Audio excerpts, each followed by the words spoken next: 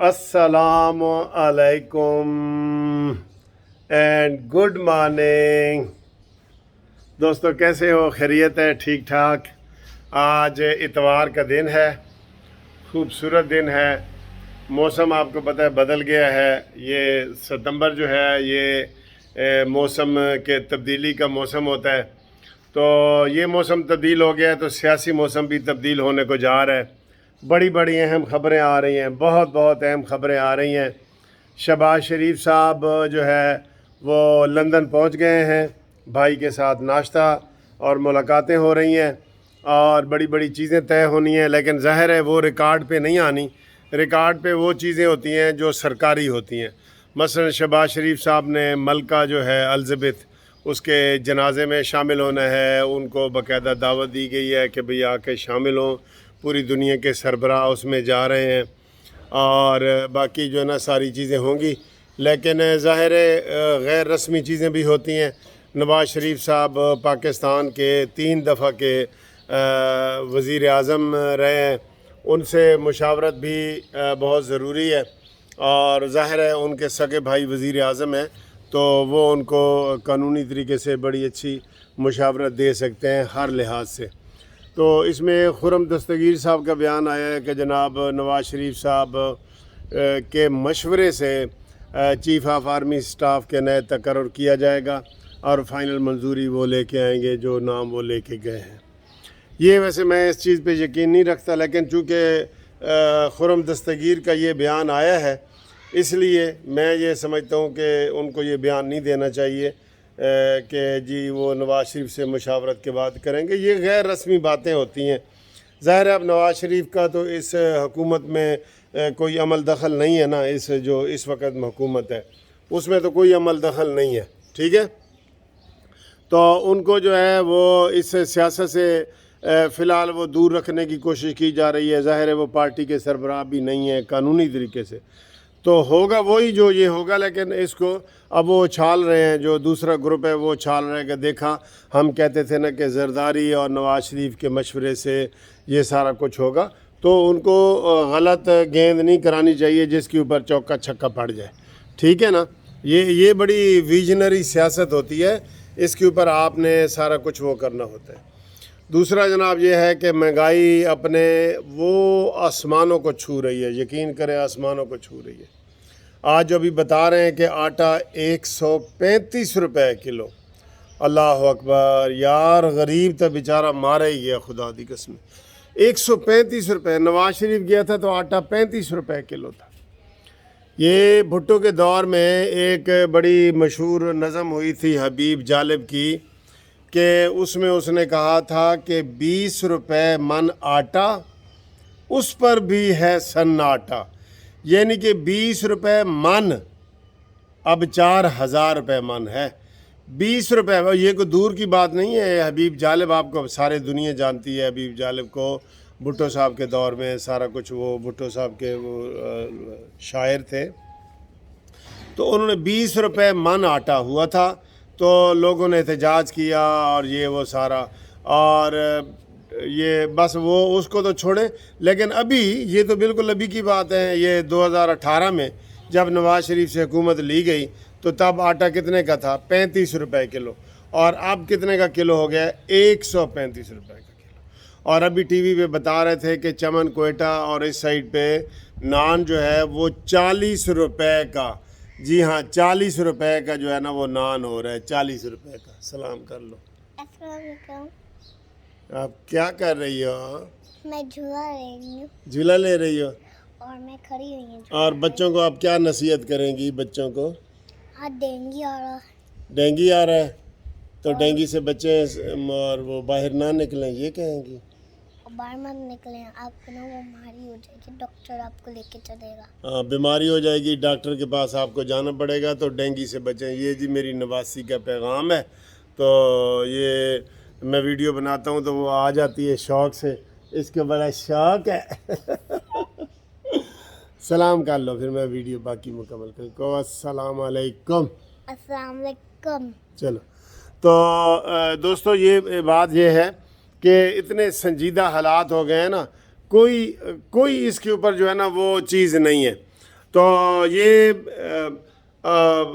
ہر چیز یار پیٹرول کے حوالے سے بھی دیکھا جائے تو موجودہ حکومت تو ویسے میرے حساب سے نون لیگ کی جو وفاقی حکومت ہے نا یہ فیل ہے، مکمل فیل ہے، اس نے کسی چیز کو کنٹرول نہیں کیا۔ مفتاح اسماعیل کا رات کو میں انٹرویو پڑھ رہا تھا تو اس نے کہا جی آپ نے 4 دن گزر گئے، 3 دن گزر گئے، کوئی پیٹرول کی قیمتوں کا تعین ہی نہیں کیا۔ تو اور یہ پہلی دفعہ ہوا ہے جب سے یہ سلسلہ شروع ہوا ہے نا، پہلی دفعہ ہوا ہے بغیر وجہ بتائے وہ جناب بتا ہی نہیں رہے۔ کہتے جی کیا تعین کرے، کوئی ایسی خوشخبری نہیں ہے، 8 پیسے جو ہے لیٹر کم یا زیادہ ہو سکتا ہے، یہ انہوں نے بات کی ہے، ٹھیک ہے۔ بہرحال کوئی اچھی خبر نہیں ہے جو ہم آپ کو دے سکیں۔ یقین کرو ہم کوشش کرتے ہیں کہ عوام بیچارے جو پسے ہوئے ہیں، غریب ہیں، ان کو ہم کوئی سہارا دے سکیں، کوئی اچھی بات کر سکیں، لیکن ہمیں کوئی اچھی بات جو ہے وہ ایسی نظر نہیں آتی جو ہم کریں۔ اور دوسری طرف جو عمران خان نے کل 4 سدہ میں بڑکیں ماری ہیں، اس کو کوئی روکنے والا ہی نہیں ہے، یہ ٹھیک ٹھاک دھمکیاں دے رہا ہے۔ یہ اس نے کل دھمکی کیا دی ہے کہ پرامن انقلاب آنے دو ورنہ پاکستان کو نقصان ہوگا۔ بتائیں اب یہ دھمکی نہیں ہے تو کیا ہے؟ یہ دھمکی نہیں ہے، پرامن انقلاب آنے دو ورنہ پاکستان کو نقصان ہوگا۔ بھئی کون سا یہ پرامن انقلاب چاہتا ہے؟ جب الیکشن 2023 میں ہونے ہیں قانون کے مطابق، آئین کے مطابق، اسمبلی نے 5 سال پورے کرنے ہیں، اس کو ابھی وزیر اعظم بنا دو نا تو اس نے کہنا جی کہ 5 سال دی ایکسٹینشن بھی میں نے دلا دو، سلاب آ گیا۔ یہ ایسا گھٹیا انسان ہے ہر لحاظ سے۔ ویسے میں نے نا بڑا سنجیدگی سے سوچا ہے، یقین کرو بڑی سنجیدگی سے، کہ کل بھی مجھے بڑے میسج آئے کہ یار عمران خان نے کہا جی کہ میں آپ کو لا الہ الا اللہ سے آزادی دلانا چاہتا ہوں، ٹھیک ہے۔ گجرانوالہ کے جلسے میں اس نے کہا جی میں آپ کو سیرت نبوی سے آزادی دلانا چاہتا ہوں۔ تو بھئی اگر زبان کسی کی سلپ ہو جاتی ہے تو وہ دوسرے دن معافی مانگ لیتا ہے نا، نہیں، اس نے کوئی ایسی بات نہیں کی۔ تو مجھے اب یہ یقین ہوتا جا رہا ہے کہ جو مولانا فضل الرحمان صاحب اور مریم نواز صاحبہ کہتی تھیں کہ یہ سیاسی پارٹی نہیں بلکہ یہ فتنہ ہے، فتنہ، بالکل فتنہ ہے۔ اس نے ہر لحاظ سے جو ہے وہ حالات ایسے بنا دیے ہیں کہ آپ اخلاقی طور پہ جن لوگوں کے گھروں میں یہ بچے اور یہ پی ٹی آئی کے لوگ آ گئے ہیں نا، یقین کریں ان کے والدین، قسم خدا کی میں کہہ رہا ہوں، مجھے کتنے والدین کا فون آیا، کہتا ہے جی میرا بیٹا میری عزت ہی نہیں کرتا، میں نون لیگ کا ہوں، میری عزت ہی نہیں کرتا، وہ بالکل نہیں کرتا، اور وہ ہمیں بالکل، اس نے اتنا تفرقہ پیدا کر دیا گھر میں۔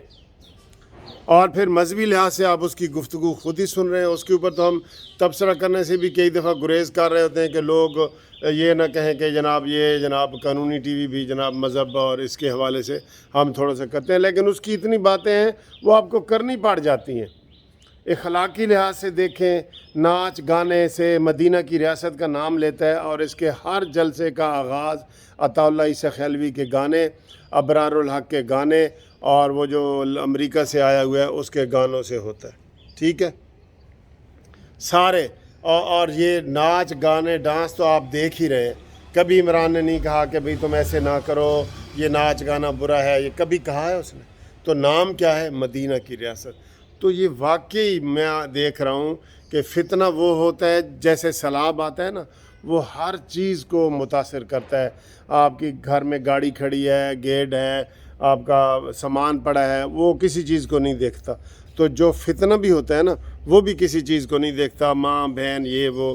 ابھی آج کل بڑا ایک ڈسکس ہو رہا ہے ٹرانسجینڈر کا قانون جی، جو بنا ہے، جس کے بارے میں آیا ہے کہ جی کوئی عورت مرد بننا چاہے تو اس کو آزادی ہے، مرد عورت بننا چاہے تو یہ 2018 میں ایکٹ منظور کر لیا تھا، 2018 میں، ٹھیک ہے۔ اب اس میں وہ کہہ رہے ہیں جی کہ باقاعدہ نادرہ کو 30,000 درخواستیں جو ہے نا وہ پہلے مہینے ہی مل گئی تھیں، کہ کسی نے کہا جی ہم مرد سے عورت بننا چاہتے ہیں، اور کسی نے کہا جی ہم عورت سے مرد بننا چاہتے ہیں۔